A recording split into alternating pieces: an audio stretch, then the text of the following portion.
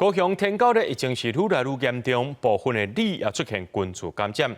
今日中央有派化学兵去支援，而且高雄也已经出现天狗这病毒第3型，大家就要特别注意。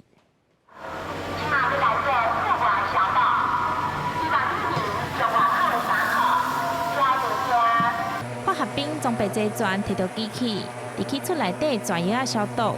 高雄市已经连续3天新增加2位数天狗类病患，到12中昼累计243例。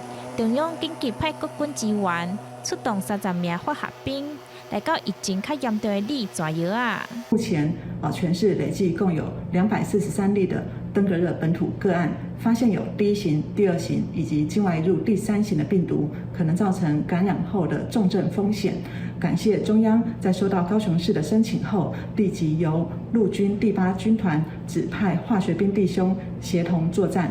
热天搁爱穿防护衫，化学兵每一个人大粒汗、小粒汗。其中5位化学兵来到南马溪农村里支援，因为里内有1位确诊案例，拢总280户爱消毒。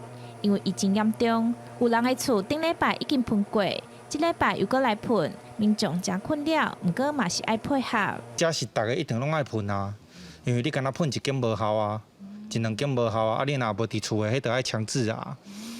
强制甲伊拍开啊，你要喷啊，无落实啊。今天就是因为大家都大扫荡，所以就我们的里就全部每条巷子都在喷。自己家园自己守护，然后把积水容器给它清除掉。